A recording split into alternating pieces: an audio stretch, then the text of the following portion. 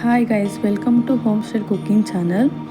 ಇವತ್ತು ನಾವು ಬಿರಿಯಾನಿನ ಯಾವುದೇ ಮಸಾಲೆ ಹಾಕದೆ ಹೇಗೆ ಮಾಡೋದು ಅಂತ ನಿಮ್ಮೆಲ್ಲರಿಗೂ ನಾನು ತೋರಿಸ್ಕೊಡ್ತಾ ಇದ್ದೀನಿ. ಅದಕ್ಕೆ ಬೇಕಾಗಿರೋವಂಥದ್ದು ಎಲೆ, ಕಸ್ತೂರಿ ಮೇಥಿ, ಚಕ್ಕೆ, ಲವಂಗ, ಹಸಿಮೆಣಸಿನ್ಕಾಯಿ, ಈರುಳ್ಳಿ, ಶುಂಠಿ ಬೆಳ್ಳುಳ್ಳಿ ಪೇಸ್ಟ್, ಕೊತ್ತಂಬರಿ ಸೊಪ್ಪು, ಪುದೀನ ಸೊಪ್ಪು, ಟೊಮ್ಯಾಟೊ, ಚಿಲ್ಲಿ ಪೌಡರ್, ರುಚಿಗೆ ತಕ್ಕಷ್ಟು ಉಪ್ಪು ಮತ್ತು 1 kg ಚಿಕನ್, ಅಕ್ಕಿ.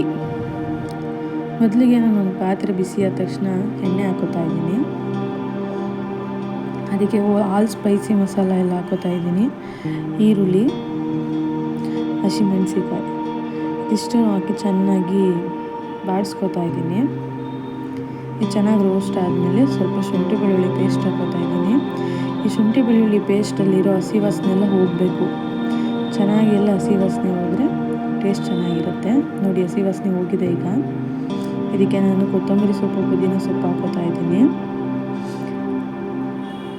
ಇದೆರಡನ್ನು ಚೆನ್ನಾಗಿ ಮಿಕ್ಸ್ ಮಾಡ್ಕೊಳ್ಳೋಣ. ನಂತರ ಅದಕ್ಕೆ ಸ್ವಲ್ಪ ಟೊಮ್ಯಾಟೊ ಹಾಕ್ತಾಯಿದ್ದೀನಿ. ಟೊಮ್ಯಾಟೊನೂ ಅಷ್ಟೇ ಚೆನ್ನಾಗಿ ಅದರದ್ದು ರಸ ಎಲ್ಲ ಬಿಡಬೇಕು, ಎಣ್ಣೆ ಬಿಡಬೇಕು. ಟೊಮ್ಯಾಟೊ ಅಲ್ಲಿ ತನಕ ಕೈ ಆಡಿಸ್ಕೊಬೇಕು. 1-2 ನಿಮಿಷ ಬೇಯೋ ಥರ ನಾವು ಇವಾಗ ಪ್ಲೇಟ್ ಮುಚ್ಚಿಡೋಣ. ನೋಡಿ, 2 ನಿಮಿಷ ಆದಮೇಲೆ ತೆಗೆದ್ರೆ ಚೆನ್ನಾಗಿ ಬೆಂದಿರುತ್ತೆ ಟೊಮೊಟೊ ಎಲ್ಲ. ಅದಕ್ಕೆ ಇವಾಗ ಚಿಕನ್ ಆ್ಯಡ್ ಮಾಡ್ಕೋತಾ ಇದ್ದೀನಿ. ಈ ಚಿಕನ್ನು ಅಷ್ಟೇ ಇದರ ಜೊತೆಗೆ ಚೆನ್ನಾಗಿ ಮಿಕ್ಸ್ ಮಾಡ್ಕೊಳ್ಳೋಣ. ಇದೆಲ್ಲ ಚೆನ್ನಾಗಿ ಮಿಕ್ಸ್ ಆಗಲಿ. ನಂತರ ಇದಕ್ಕೆ ರುಚಿಗೆ ತಕ್ಕಷ್ಟು ಉಪ್ಪು,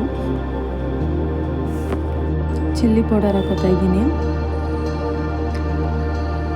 ನಮಗೆ ಎಷ್ಟು ಖಾರ ಬೇಕು ಅಷ್ಟಕ್ಕೆ ನಾವು ಹಾಕೊಳ್ಳೋಣ.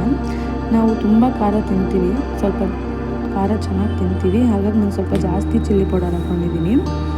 ಇದೆಲ್ಲನೂ ಚೆನ್ನಾಗಿ ಮಿಕ್ಸ್ ಮಾಡ್ಕೊಳ್ಳೋಣ. ಮೊಸರು ಆಪ್ಷನಲ್, ಬೇಕು ಅಂದರೆ ಹಾಕೋಬೋದು. ಮೊಸರು ಹಾಕಿದ್ರೆ ತುಂಬ ಚೆನ್ನಾಗಿರುತ್ತೆ ಬಿರಿಯಾನಿ. ಚೆನ್ನಾಗಿ ಇದನ್ನೆಲ್ಲ ಮಿಕ್ಸ್ ಮಾಡ್ಕೊಳ್ಳೋಣ. ಇವಾಗ ಚೆನ್ನಾಗಿ ಮಿಕ್ಸ್ ಆದಮೇಲೆ ಸ್ವಲ್ಪ ಹೊತ್ತು ಮುಚ್ಚಿಡೋಣ. 5 ನಿಮಿಷ ಮುಚ್ಚಿಟ್ಟು ತೆಗೆದ್ಮೇಲೆ ನೋಡಿ, ಈಗ ಚೆನ್ನಾಗಿ ಬೆಂದಿರುತ್ತೆ ಚಿಕನ್ ಎಲ್ಲ.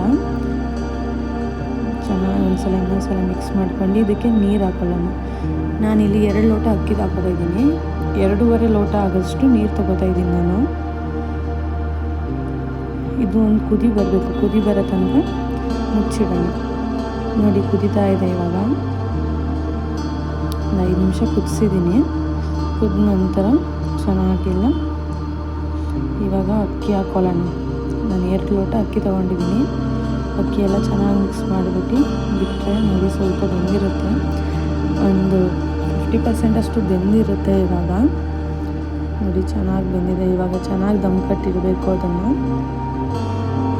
ದಮ್ ಕಟ್ಟಿಟ್ಟು ತೆಗೆದಾಗಿದೆ. ಸಿಂಪಲ್ಲಾಗಿ ಯಾವುದೇ ಮಸಾಲೆನ ಹಾಕದೆ ಹೇಗೆ ಮಾಡೋದು ಅಂತ ತೋರಿಸಿದ್ದೀನಿ.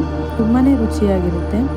ನೀವು ಒಂದು ಸಲ ಟ್ರೈ ಮಾಡಿ ನೋಡಿ, ಖಂಡಿತ ಇಷ್ಟ ಆಗುತ್ತೆ.